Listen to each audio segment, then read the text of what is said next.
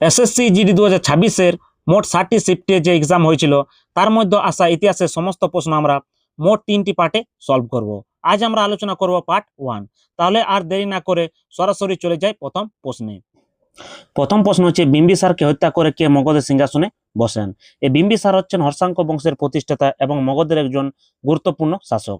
যাকে হত্যা করে মগধের সিংহাসনে বসেন তারই পুত্র অজাত শত্রু। 2 নম্বর প্রশ্ন হচ্ছে, প্রাচীন ভারতে জৈনরা কোন ভাষাকে তাদের পবিত্র ভাষা হিসেবে গ্রহণ করেছিল? এর সঠিক অ্যান্সার হচ্ছে অপশন বি, প্রাকৃত। কারণ প্রাচীন ভারতে সংস্কৃত মূলত পণ্ডিত ও শিক্ষিত সমাজের মধ্যে বেশি প্রচলিত ছিল, কিন্তু জৈন তীর্থঙ্কররা চেয়েছিলেন সাধারণ মানুষের কাছে পৌঁছতে, তাই তারা এমন একটি ভাষা বেছে নেন যা তখনকার সাধারণ মানুষ প্রতিদিনের কথায় ব্যবহার করতেন। বুদ্ধদেব যেমন পালি ভাষা বেছে নিয়েছিলেন, ঠিক তেমনই জৈনরা বেছে নিয়েছিলেন প্রাকৃত ভাষা। 3 নম্বর প্রশ্ন হচ্ছে, সঙ্গম যুগে 3টি সঙ্গম সভা কোন রাজাদের পৃষ্ঠপোষকতায় অনুষ্ঠিত হয়েছিল?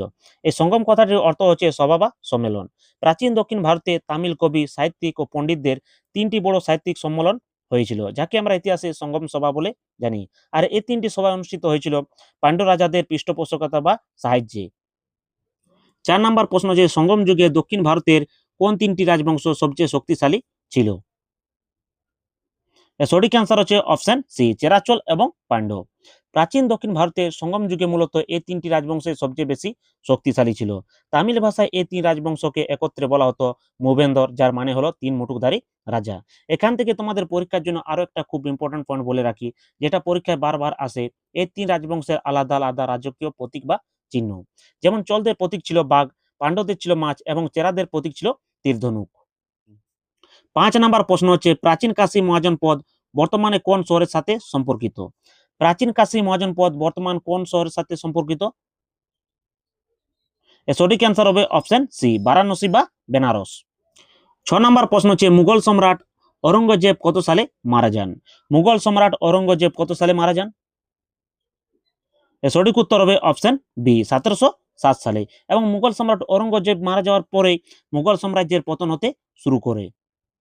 7 নম্বর প্রশ্ন হচ্ছে, পেশওয়াদের আমলে মারাঠা সাম্রাজ্যের রাজধানী কোন শহরে স্থানান্তরিত হয়েছিল? এর সঠিক অ্যান্সার হচ্ছে অপশন এ, পুনে। ছত্রপতি শিবাজী মহারাজের সময় মারাঠা সাম্রাজ্যের প্রথম রাজধানী ছিল রায়গড়। পরবর্তীকালে যখন মারাঠা প্রশাসন পেশওয়াদের ক্ষমতা বৃদ্ধি পায়, বিশেষ করে পেশওয়া প্রথম বাজিরাওয়ের সময়, তখন মারাঠা সাম্রাজ্যের প্রধান রাজনৈতিক কেন্দ্র ও রাজধানী এই পুনেতে স্থানান্তরিত হয়েছিল। 8 নম্বর প্রশ্ন হচ্ছে, 1857 সালে মহাবিদ্রোহের সময় মিরাটের বিদ্রোহী সৈন্যরা দেশের শাসনভার কার হাতে তুলে দিতে চেয়েছিলেন? এর সঠিক অ্যান্সার হচ্ছে অপশন ডি, দ্বিতীয় বাহাদুর শাহ জাফরের হাতে। 1857 সালের 10ই মে মিরাটে সিপাহীরা প্রথম বিদ্রোহ শুরু করে।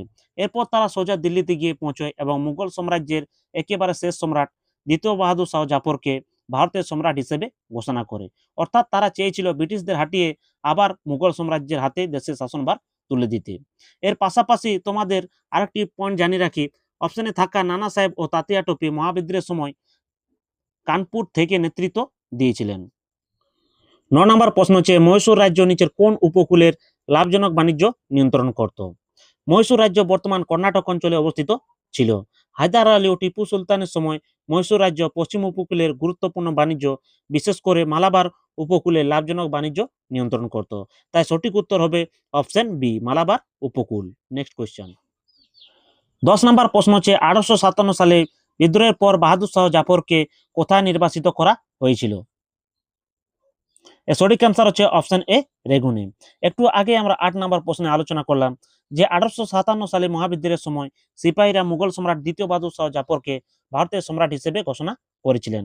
কিন্তু ব্রিটিশরা যখন এই বিদ্রোহ দমন করে, তখন তারা বাহাদুর শাহ জাফরকে গ্রেপ্তার করে। এরপর তাকে ভারতের বাইরে তৎকালীন বার্মা রেগুনে নির্বাসনে পাঠিয়ে দেওয়া হয়। আর সেখানে 1862 সালে ভারতের শেষ মুঘল সম্রাট হিসেবে তার মৃত্যু হয়। 11 নম্বর প্রশ্ন হচ্ছে, প্রথম ইং মহীশূর যুদ্ধ কত সালে হয়েছিল? এর সঠিক অ্যান্সার হচ্ছে অপশন এ, 1767 সালে প্রথম ইং মহীশূর যুদ্ধ শুরু হয় এবং শেষ হয় 1769 সালে। এবং এই প্রথম যুদ্ধটি হয়েছিল মহীশূরের শাসক হায়দার আলী এবং ব্রিটিশদের মধ্যে। আর মনে রাখবে, 1769 সালে বিখ্যাত মাদ্রাজ চুক্তির মাধ্যমে এই প্রথম ইং মহীশূর যুদ্ধ শেষ হয়েছিল। 12 নম্বর প্রশ্ন হচ্ছে, 1946 সালে প্রাদেশিক নির্বাচনে সাধারণ আসনে কোন রাজনৈতিক দল সবচেয়ে ভালো ফল করেছিল? এর সঠিক অ্যান্সার হচ্ছে অপশন বি, ভারতীয় জাতীয় কংগ্রেস। পরবর্তী প্রশ্নে যাওয়ার আগে বলি, এই প্রশ্নগুলো যদি তোমাদের পরীক্ষার প্রস্তুতিতে কাজে আসে তাহলে ভিডিওটিতে একটা লাইক করে দিও। আর এই ধরনের আরো পিআইকিউ ও এক্সাম ওরিয়েন্টেড প্রশ্ন পেতে স্টাডি বাংলা অফিসিয়াল ইউটিউব চ্যানেলটিকে সাবস্ক্রাইব করে রেখো। চলো এবার পরের প্রশ্নে যাওয়া যাক। 13 নম্বর প্রশ্ন হচ্ছে, এদের মধ্যে কেউ কখনো বাংলার নবাব ছিলেন না। এর সঠিক অ্যান্সার হচ্ছে অপশন ডি, সাদাত আলী খান। কারণ সাদাত আলী খান বাংলার নয়, তিনি ছিলেন মূলত অযোধ্যার নবাব। বাকি যে তিনটি অপশনের নাম রয়েছে তারা ছিলেন বাংলার বিখ্যাত নবাব। 14 নম্বর প্রশ্ন হচ্ছে, 1857 সালে মহাবিদ্রোহের সময় হেনরি লরেন্স কোন প্রদেশের চিফ কমিশনার ছিলেন। এর সঠিক অ্যান্সার হচ্ছে অপশন এ, অবধের। 15 নম্বর প্রশ্ন হচ্ছে, 1857 সালে মহাবিদ্রোহের সময় লখনৌ বিদ্রোহ নেতৃত্ব কে দিয়েছিলেন। এর সঠিক অ্যান্সার হচ্ছে অপশন বি, বেগম হজরত মহল।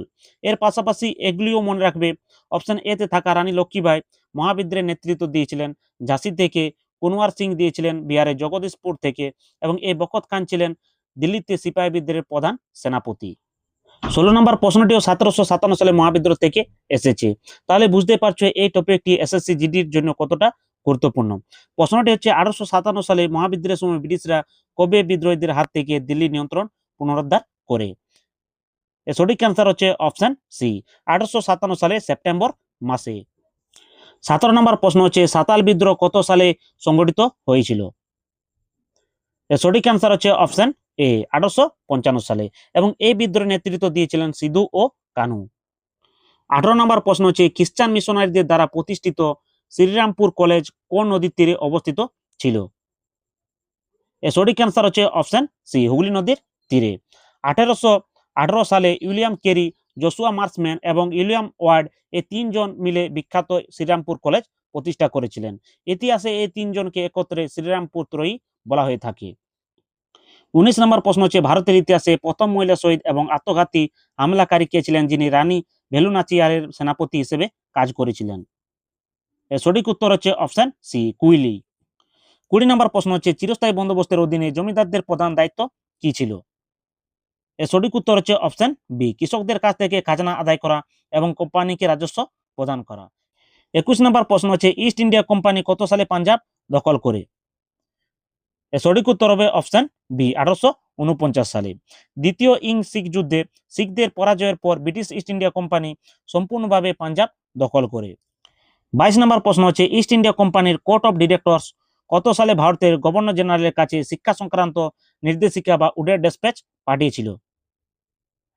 এর সঠিক উত্তর হবে অপশন সি, 1854 সালে।